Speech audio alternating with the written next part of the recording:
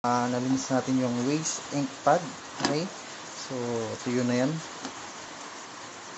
Try natin ibalik. So ito yung kanyang lalagyan, nalinis na din.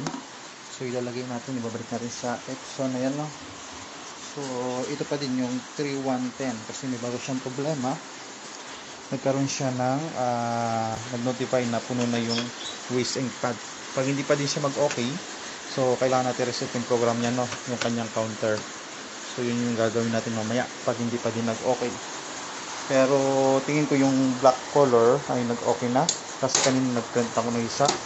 Kasi last time yung problema nito ay lagi siyang nag-jam paper. Okay, so ang problema yung wire, cut wire, yung flex nya ay putol. So ngayon iba na naman. So we will try kung ano pang magagawa natin dito. So babalik lang natin yung kanyang waste ink pad, and then kapag hindi pa din nag-okay, i-reset natin yung program niya, no? Yung kanyang counter software. Okay, kasi nadidetect niya na kanyang waste ink pad ay full na. Okay, so yun, kailangan i-reset natin kung hindi mag-okay ngayon. Okay, so yun yung next step natin. Okay, so update na lang ako. So ayan, ibabalik na natin, nalagay na natin. Ito yung tuyo na. So